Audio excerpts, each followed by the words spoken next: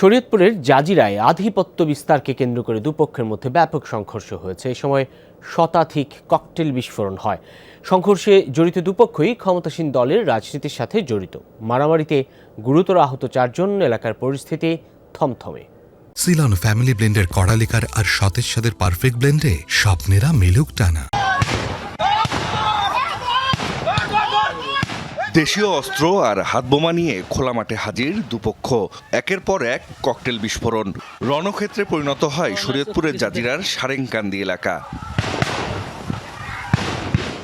Police ও স্থানীয়রা জানায়, আধিপত্য বিস্তার নিয়ে বিলাসপুর ইউনিয়নের বর্তমান চেয়ারম্যান কুদ্দুস ব্যাপারী ও পরাজিত চেয়ারম্যান প্রার্থী জলিল মাতবরের মধ্যে দীর্ঘদিন ধরে বিরোধ চলছে। এ নিয়ে দুপক্ষের মধ্যে বেশ কয়েকবার সংঘর্ষও হয়। গত 27 মার্চ সংঘর্ষের সময় বোমার আঘাতে সজীব নামে এক যুবক গুরুতর আহত হয়, পরে মারা যান তিনি। এ নিয়ে দুপক্ষের মধ্যে উত্তেজনা চলছিল। ঘটনার জেরে সংঘর্ষে জড়ায় দুপক্ষের লোকজন। এই সংঘাতের জন্য পরস্পরকে দুষছেন কুদ্দুস ব্যাপারী ও জলিল মাতবর। সকালবেলা ওরা কি করছে, সারেং নামে একটা ছেলের হাত পা ভাঙ্গা ফেলাইছে, ঠিক আছে। এরপর হলো এই এলাকায় যে ওরা তাণ্ডব চালাইতেছে, এই হলো মানে আমু কিছু লোক শুরু করছে।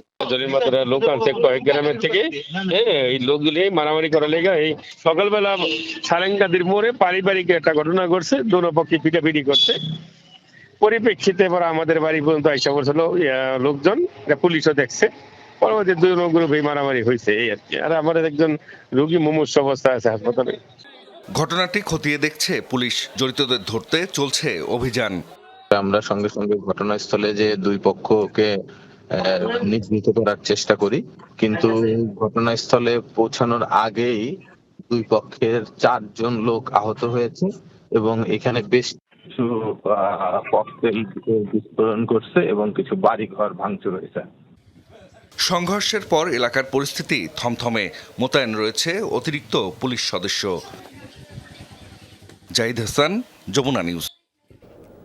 এ বিষয়ে আরও একটু জানবো। সহকর্মী এস.এম. শাকিল যুক্ত হচ্ছেন। শাকিল, এই ঘটনায় কোনো পক্ষ থানায় কোনো ধরনের অভিযোগ জানিয়েছে কিনা একটু জানাবেন?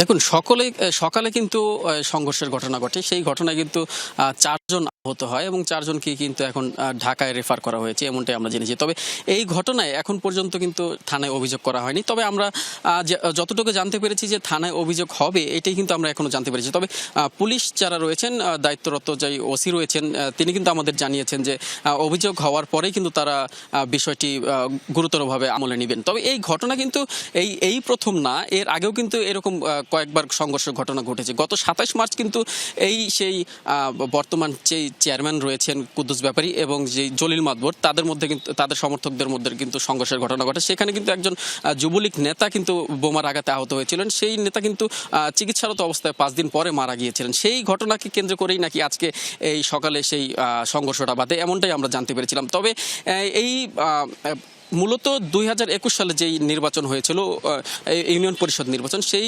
নির্বাচনে একজন ছিল জয়ী প্রার্থী এবং একজন ছিল পরাজিত প্রার্থী। এই 2 জনের মধ্যেই কিন্তু দীর্ঘদিন যাবৎ আধিপত্যকে বিস্তার কেন্দ্র করে এই সংঘর্ষগুলো হয়ে থাকছে, এমনটাই কিন্তু আমাদের পুলিশ পক্ষ থেকে জানানো হয়েছে।